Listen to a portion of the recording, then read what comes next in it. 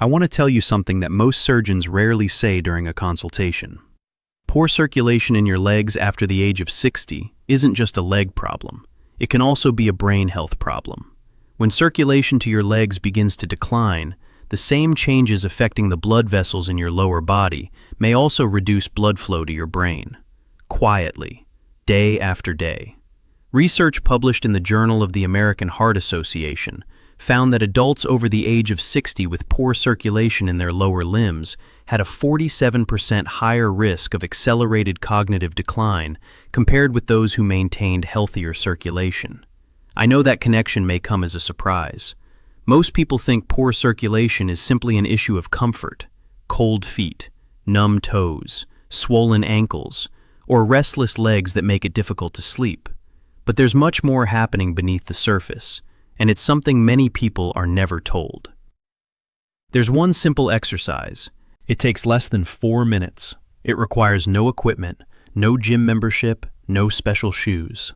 And a clinical study published in the European Journal of Applied Physiology found that, when performed correctly, it improved lower limb circulation by 53% in adults over 60. Not after months of training, not even after weeks. Researchers observed measurable improvements beginning after the very first session. But here's the part I'm saving until later in the video. Because there's one specific way to perform this movement that produced that 53% improvement in circulation. And there's another version that many people naturally choose. A version that provides very little benefit for blood flow. That one small difference can completely change the results. So stay with me until the end. I don't want you to miss it. My name is Dr. William Lee. I study the relationship between daily movement, nutrition, and healthy vascular aging. And today, I'm going to show you what may be one of the simplest and most effective ways adults over 60 can support healthy circulation without leaving home. Before we get started, I'd love to know who's watching. Leave your name, your age, and the city you're watching from in the comments below. I read every single comment, and I always enjoy seeing where everyone is joining us from. Why leg circulation declines after 60. Before I show you the exercise, I want you to understand what's happening inside your legs and your blood vessels as you get older. Because once you understand why circulation declines, you'll understand why this simple movement can become one of the most important parts of your daily routine. After the age of 60, your vascular system faces 3 major biological challenges, and without intervention, those changes can gradually become more noticeable each year. The first challenge, endothelial dysfunction. Inside every blood vessel is a thin layer of cells called the endothelium. This lining produces nitric oxide, a remarkable molecule that helps blood vessels stay relaxed, flexible, and able to widen whenever your body needs more blood flow. Research published in the Journal of Cardiovascular Research found that nitric oxide production declines by an average of 37% between the ages of 40 and 70. As nitric oxide levels fall, blood vessels become stiffer, they narrow more easily, and they lose much of their ability to expand when your muscles need extra oxygen and nutrients. The result is something millions of older adults recognize: cold feet, numb toes, legs that tire after only a short walk, or a constant feeling of heaviness in the lower legs. Many people assume these are simply signs of getting older, but in many cases, they're signs of endothelial dysfunction, a measurable change in blood vessel function that can often be improved. The second challenge, venous valve weakening. Your leg veins contain tiny one-way valves. Their job is to help push blood back toward your heart, working against gravity with every step you take. As we age, those valves naturally become less efficient. Research from the Society for Vascular Surgery found that by the age of 65, about 61% of adults show some decline in venous valve function. When those valves weaken, blood begins to pool in the lower legs. Your ankles may swell. Pressure inside the veins increases, and it becomes more difficult for freshly oxygenated blood to reach the tissues that need it. The third challenge, a weaker calf muscle pump. Here's something many people have never been told. Your calf muscles act like a second heart for your lower body. Every time they contract, they squeeze the veins in your legs and help push blood upward toward your heart. It's one of the most important circulation systems your body has. Research has shown that in sedentary adults, calf muscle pump function declines by an average of 44% between the ages of 50 and 70.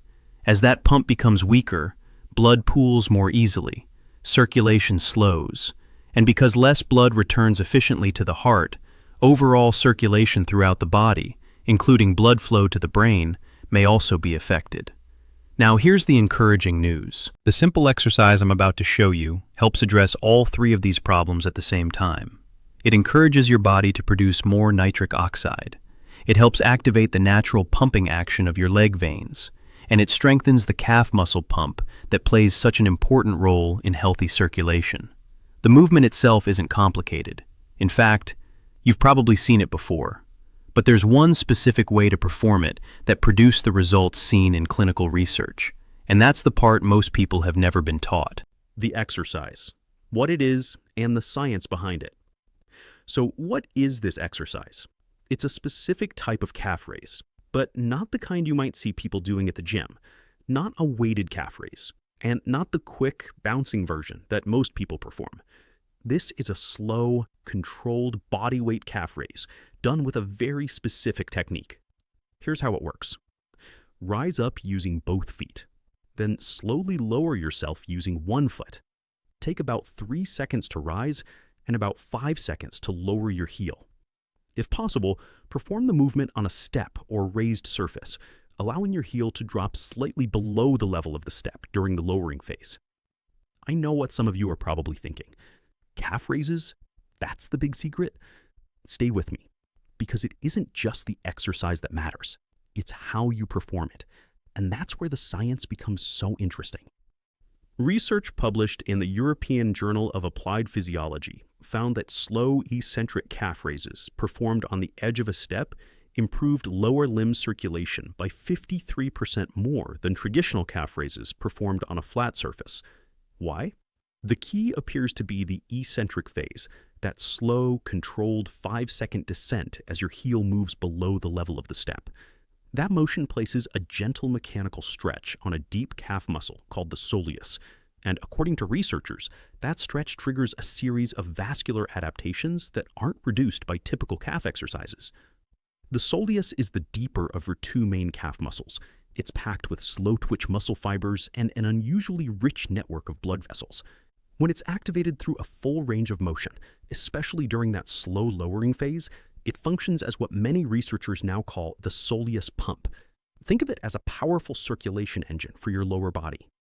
Every controlled repetition helps move blood out of your legs and back toward your heart more efficiently than a simple surface-level calf contraction. Another study from the University of Texas found that activation of the soleus muscle during slow eccentric calf raises was 71% higher than during standard calf raises. Researchers also observed measurable increases in femoral artery blood flow within just 4 minutes of performing the exercise. Think about that, just 4 minutes, with measurable improvements in circulation beginning during the very first session. Let me tell you about a patient I'll call Robert. Robert was 72 years old and a retired postal worker from Cleveland, Ohio. He came to see me because his legs constantly felt heavy, his ankles were persistently swollen, and walking the distances he had managed comfortably just a few years earlier had become increasingly difficult. When we reviewed his routine, I learned that he'd been riding a stationary bike for 20 minutes 3 times a week for nearly 2 years. He was consistent, he was committed, but his leg symptoms hadn't improved. So I asked him to add just one simple habit. Every morning before breakfast, stand on the bottom step of his staircase and perform 4 minutes of slow eccentric calf raises. Nothing else changed. 8 weeks later, Robert returned for his follow-up. His ankle swelling had noticeably decreased. Measurements confirmed that his ankle circumference had become smaller. The heaviness in his legs had improved substantially. And before he left, he said something I'll never forget. "My legs feel alive again." Not just once in a while, not only on good days, but every single morning. 4 minutes every morning for 8 weeks. If you're still watching and this information is helping you understand your circulation in a completely new way, I'd love to have you join us. Subscribe to After 50 Health, because next I'm going to show you the one mistake most people make when doing calf raises, a mistake that can dramatically reduce the circulation benefits of this entire exercise. Why the tempo is everything, the eccentric secret. Now let's talk about tempo, because this is where most people unknowingly make a mistake. And according to the research, it's a mistake that can dramatically change the results. A standard calf raise, the version most people naturally perform, is very simple. You rise in about 1 second, then lower yourself in about 1 second, usually while standing on a flat surface and using both feet the entire time. That movement mainly activates the gastrocnemius, the large calf muscle you can see at the back of your leg. It's an important muscle, but when it comes to improving circulation, it isn't the whole story. The slow eccentric version works very differently. You rise over 3 seconds using both feet, then shift your weight to 1 foot and lower yourself slowly over 5 seconds, allowing your heel to move slightly below the level of a step. That controlled lowering phase changes everything. Instead of placing most of the work on the gastrocnemius, it shifts much more of the load to the soleus, the deeper calf muscle, with one of the richest blood supplies in the entire lower leg. As the soleus lengthens under control, it creates a gentle mechanical stretch. That stretch doesn't just challenge the muscle, it also stimulates the endothelial cells lining your blood vessels. And that's where one of the most important biological responses begins. Those endothelial cells increase their production of nitric oxide. Research published in Circulation found that the mechanical stretch created during eccentric muscle loading produced approximately 29% greater nitric oxide release than movements involving only the lifting phase. Why does that matter? Because nitric oxide helps blood vessels relax, it improves their ability to widen, it reduces arterial stiffness, and it supports the flexibility that naturally declines as we age. That's exactly what healthy circulation depends on. Now, compare that with what most people do. Standing on the floor. Up quickly, down quickly, both feet the entire time. Although it's called a calf raise, it doesn't create the same activation of the soleus pump, and it doesn't produce the same endothelial stretch that's associated with the circulation improvements seen in clinical studies. Same exercise, completely different mechanics, completely different effect on your blood vessels. Let me tell you about a patient I'll call Patricia. Patricia was 67 years old and a retired teacher from Atlanta, Georgia. Her physician had recommended calf raises to help improve her circulation.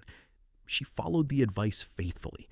Every day for 6 months, she stood on her kitchen floor and performed quick calf raises using both feet. But despite her consistency, she noticed very little improvement. When I showed her the slow eccentric version using the edge of a step, everything changed.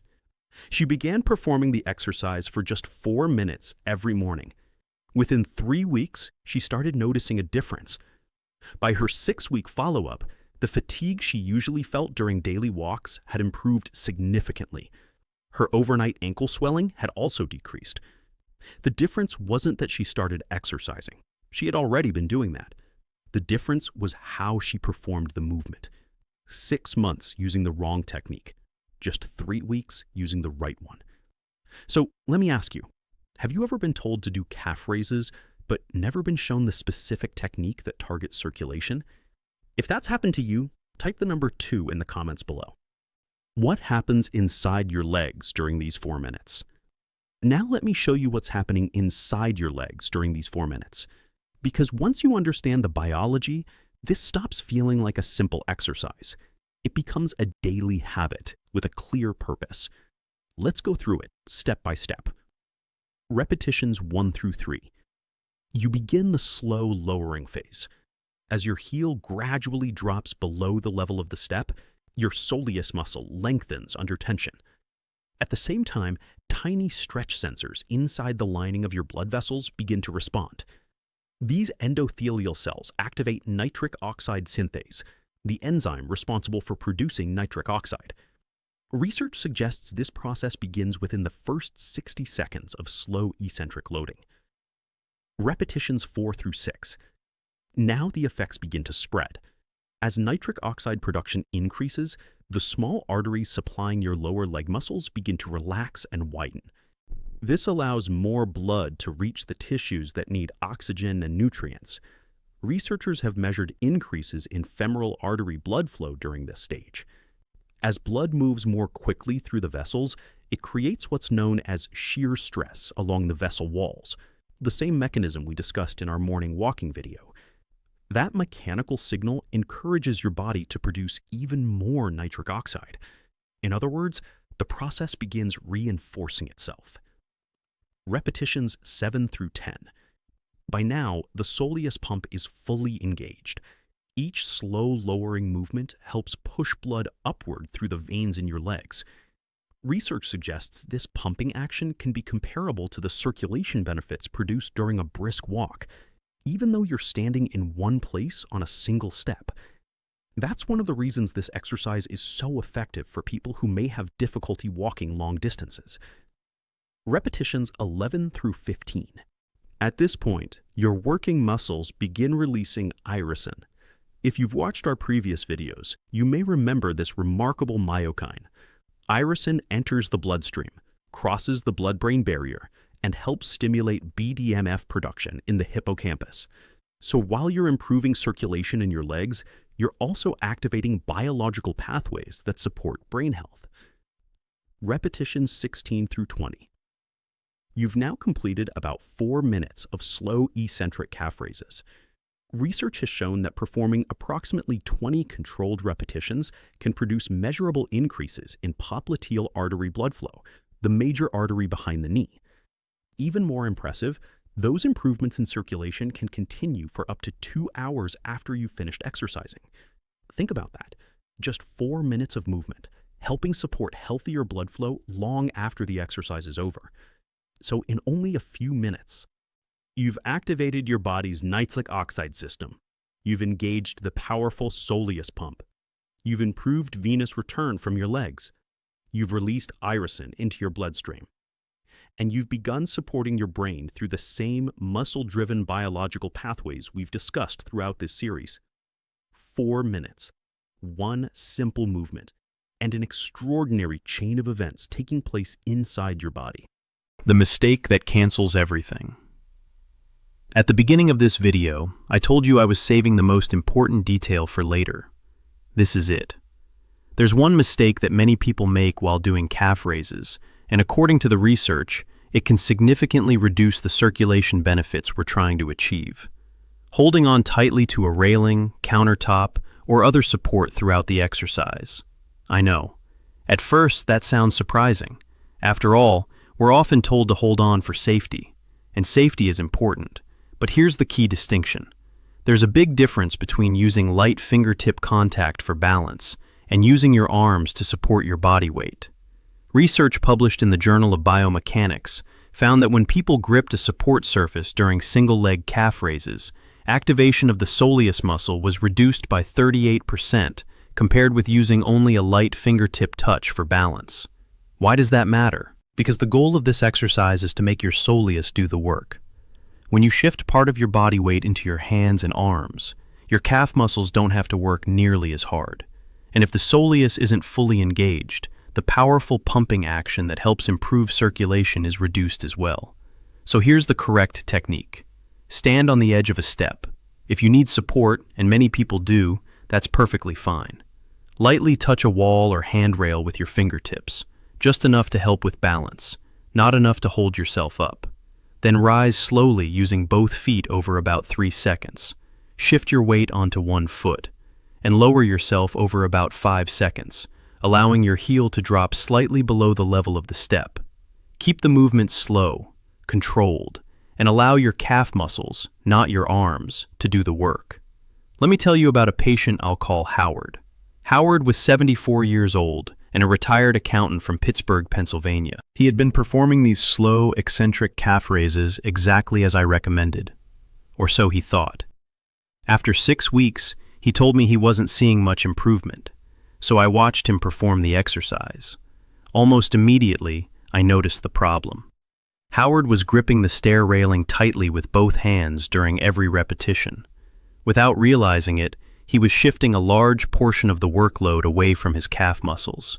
I asked him to make one simple adjustment. Instead of gripping the railing, use only his fingertips against the wall for balance. Nothing else changed. Within 2 weeks, Howard noticed a meaningful improvement in how his legs felt. The exercise hadn't changed. The number of repetitions hadn't changed. Only the technique had changed. 6 weeks of limited results, followed by noticeable improvement from one small correction.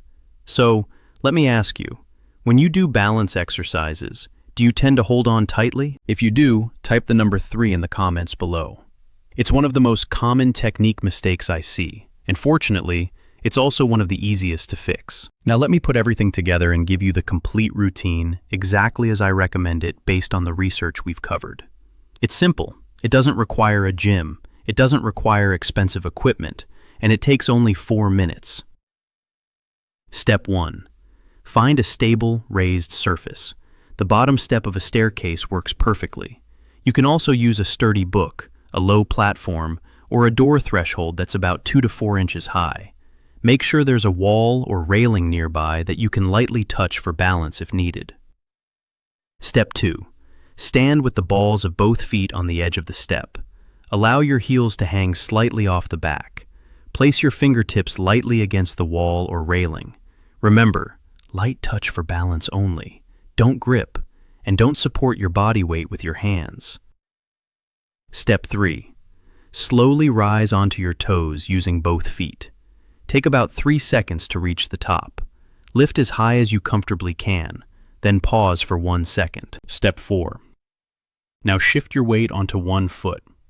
Slowly lower that heel over 5 seconds, allowing it to drop slightly below the level of the step. This is the most important part of the exercise. Don't rush it. That slow, controlled lowering phase is what activates the soleus muscle and produces the vascular response we've been talking about. Step 5. Use both feet to rise again over 3 seconds. Then, transfer your weight to the opposite foot. Lower slowly over 5 seconds. That's 1 complete cycle. Step 6. Perform 10 complete cycles, 5 slow lowering repetitions on each foot. The entire routine should take about 4 minutes. There's no need to move quickly. This isn't about intensity, it's about precision.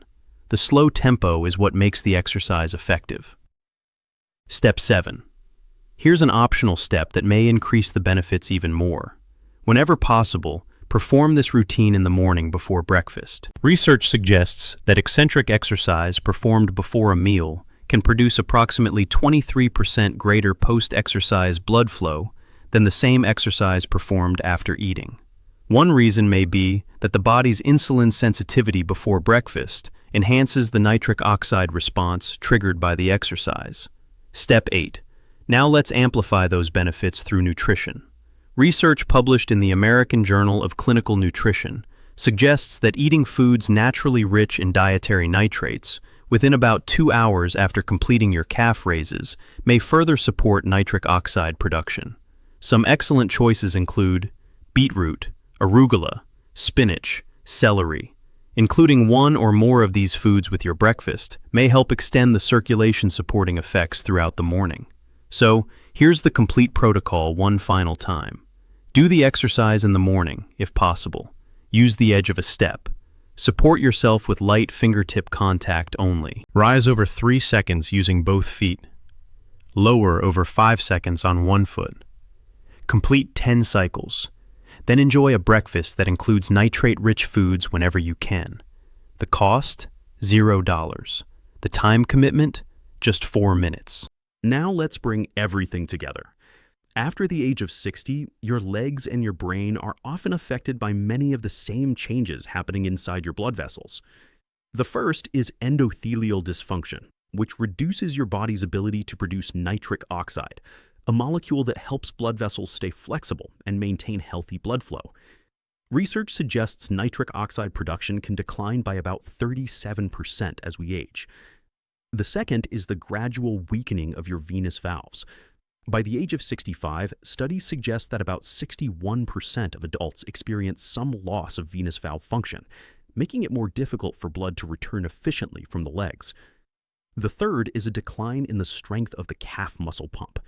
In sedentary adults, research has found that this natural pumping system may become about 44% less effective between the ages of 50 and 70. Today's exercise was designed to support all three of those biological systems at the same time.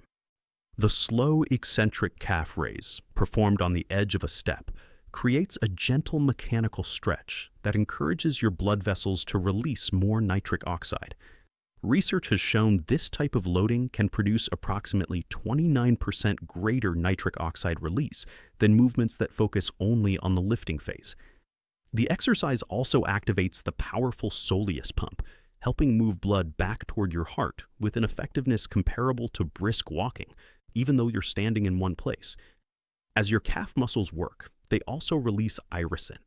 This remarkable myokine can cross the blood-brain barrier and help support BDNF production in the hippocampus, connecting healthier leg muscles with healthier brain function.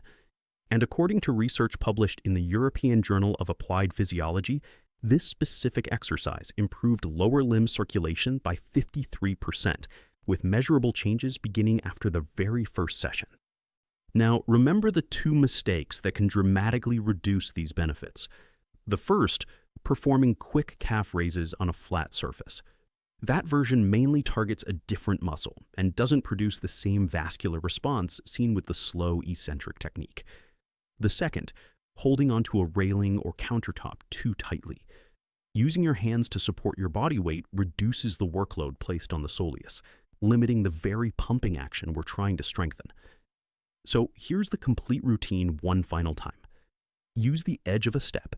Lightly touch a wall or railing with your fingertips for balance. Rise over 3 seconds using both feet. Lower over 5 seconds using one foot. Complete 10 controlled cycles. The entire routine takes about 4 minutes. Whenever possible, perform it before breakfast.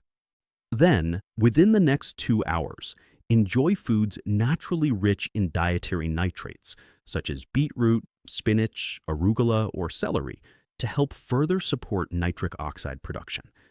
That's it. No expensive equipment, no gym membership, just 4 minutes. One simple movement and a practical way to support healthier circulation in both your legs and your brain. You can start as early as your next morning. Before we finish, I'd like to ask you a couple of questions. Do you currently experience any of these symptoms? Cold feet, numb toes, swollen ankles, leg fatigue after a short walk, or restless legs at night? If you do, let me know in the comments. And while you're there, tell me your age as well. I read as many of your comments as I can, and your experiences help shape the topics I cover in future videos. I also have one more question. Have you ever been told to exercise more to improve your circulation, but never been shown exactly which exercise to do or how to perform it correctly? If that's happened to you, I'd really like to hear about it. My guess is that many of you have received general advice, but very little practical instruction. Hopefully, after watching today's video, you have a clear plan you can begin using. If you found this information helpful, please share this video with someone you care about who's in their 60s, 70s, or 80s. This routine costs nothing. It requires only a single step. No gym membership, no expensive equipment, no special shoes, just 4 minutes of your day. And it's built around research showing how simple movement can support healthier circulation as we age. If someone you love struggles with cold feet, swollen ankles, or tired legs, they deserve to know that these symptoms aren't always an unavoidable part of getting older. In many cases, improving circulation may begin with small, consistent, daily habits. If you enjoy evidence-based health information designed specifically for adults over 50, be sure to subscribe to After 50 Health. Every week, I share practical strategies based on current scientific research, explained in a way that's easy to understand and apply in everyday life. Take good care of your legs. They support your mobility, your confidence, and your independence. And starting tomorrow morning, you already know one simple 4-minute routine that may help keep them healthier.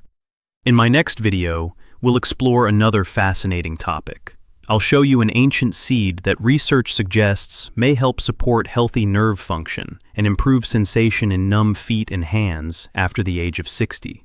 It's an issue that affects millions of older adults, and one that is often misunderstood. You won't want to miss it. I'm Dr. William Lee. Thank you for spending this time with me. I'll see you in the next video. And one final reminder, before making any changes to your exercise routine, speak with your healthcare provider first, especially if you have cardiovascular disease, balance problems, joint conditions, or a history of falls. This video is provided for educational purposes only and is not a substitute for personalized medical advice from a qualified healthcare professional.